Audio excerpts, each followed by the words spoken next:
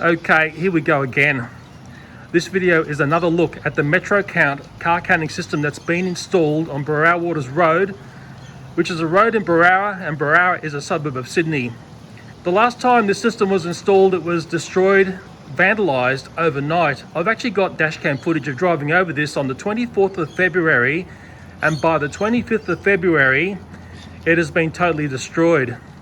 What was very telling from that vandal attack, and I can't paint it in any other words, this is vandalism, was a note that was left on the MetroCount box. And to me, the note spoke volumes of the style of person, be it he, she or it, has done the vandalism here. The system is reinstalled 3 weeks later, and that's what this video has a very close look at. The question is, how long can this system last in the safest suburb of Sydney? Okay, mark into your diaries the 18th of March. I notice that the MetroCount system has been reinstalled on Berowra Waters Road. This is what it looks like before the locals put an axe through it multiple times. There's the counting box there. It's a pneumatic tube. It's got that electrical tape round around there. Someone pointed out that tape and said, is it part of the system? Or was it a local that put the tape on? I think they've used that tape there. But there's the system there. And we might just listen to the sound it makes.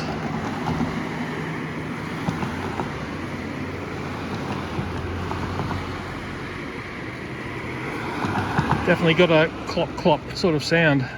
That's a MetroCount box there. There is a phone number on that, but there's nothing explaining what this is doing here and why it's taking account of the traffic. Now remember, this road at night has barely any traffic. I'll just walk up the road a bit and we'll see what it sounds like just from a few houses up. Okay, that might tell a bit of a different story. Okay, well there goes the police. Hope they didn't see me. Just listen for a bit. Maybe some cars travelling at speed.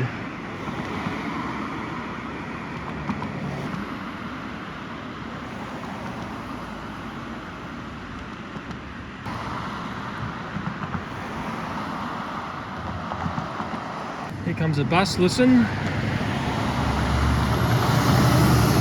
Well, the engine noise drowns out the clop clop sound. I really think a lot of the noise comes from the clips that are used on the road system there. Yeah, it's when the cars hit those clips that lock the system down.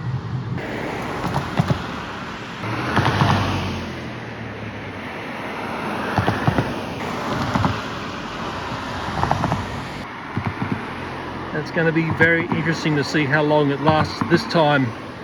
Last time it was installed, it was chopped up within a day. Okay, it's the 19th of March, it's the day after. I looked at the MetroCount system on Berowra Waters Road in Berowra. I can't hear any clop clop sounds. That's fairly ominous. I wonder if it's still there. Can it last one night in Berowra? That's the big question. Oh my god. Oh my god. It's totally gone. I shouldn't be laughing. It couldn't last one night in Berowra. It's exactly the same as what happened before. Well, the pneumatic tubing has been bound up next to the box there, and if I look out across the road, well, that's where the system used to be, as in past tense. The little clips are still there that hold the system down. They make the clack clack sound. I think the bulk of the sound comes from those clips there. The metal clips are in three areas, basically where the white lines are. So the line here, I'll just do some pointies, the double white line in the middle, and also, after that car, over there. I texted a number of my friends in the suburb and I said this wouldn't last the night. That's what I told them. Oh, my prediction came completely true, so it's happened twice over. Let's just take a closer look at that mess there. The MetroCount system relies on a pneumatic tube that's strung out across the road. That used to be across the road. You can see it's been cut up in multiple areas. Okay, this is a malicious attack, probably done with an axe. This time around though, there's no nasty note put onto the MetroCount box here.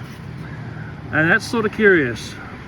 So infamous is this destruction, even the news helicopters have been by to work out what's going on. Multiple helicopters. The MetroCount system is really good at determining when vehicles like that coming and going from this suburb. That's what it's all about. I've just flipped to the other side of the road here so you can see what's left behind, and there's not much to see. Yesterday I went for a drive to drive over the system so I can get some dash cam recording of it. Maybe let's have a careful listen to that.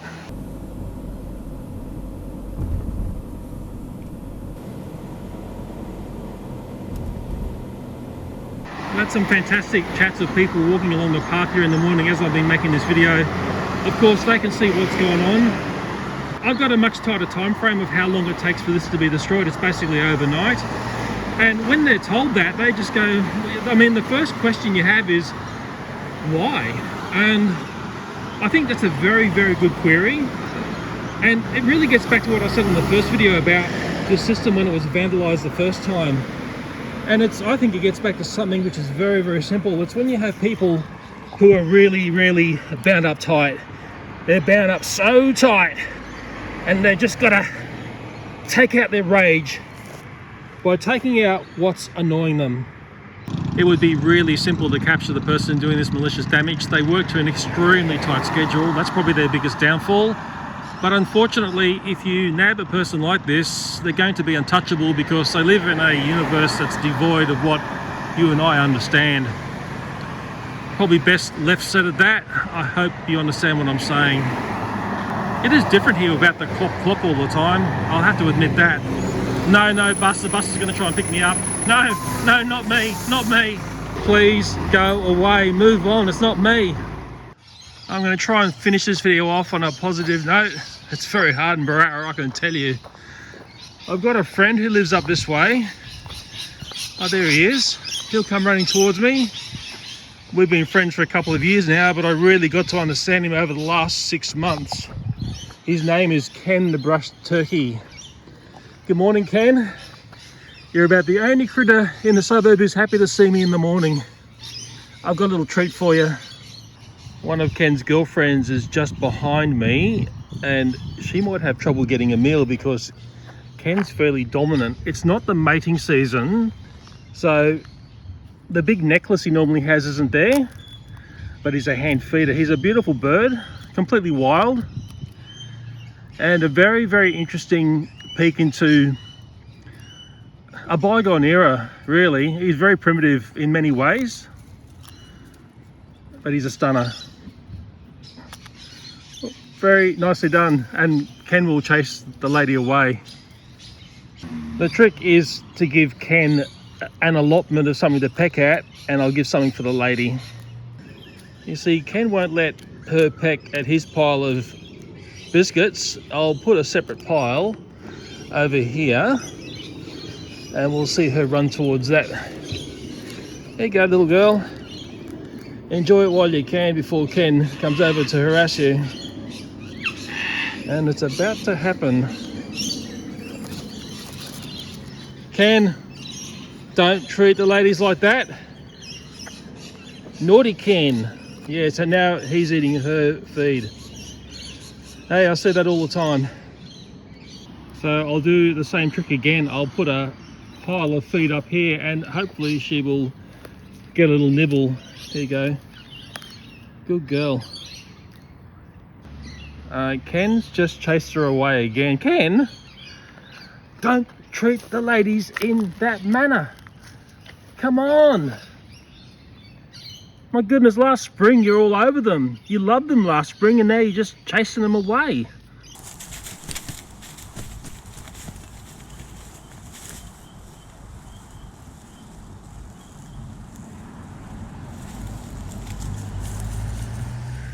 I'll give her another feed here, just on the corner. She'll come running towards that.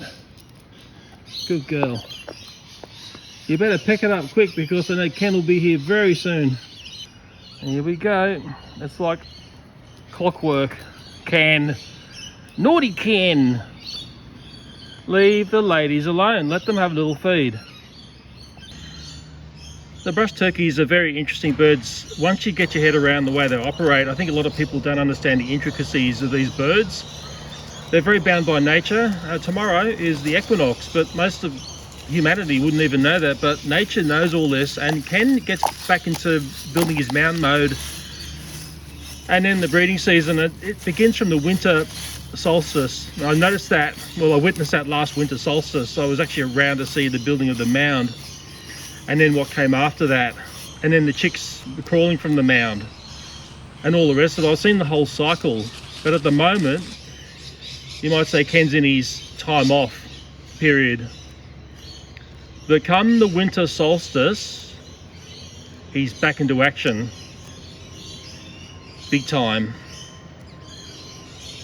What I've noticed this time of year, he's got a winter perch that he goes to, and the little female has been with him all this time.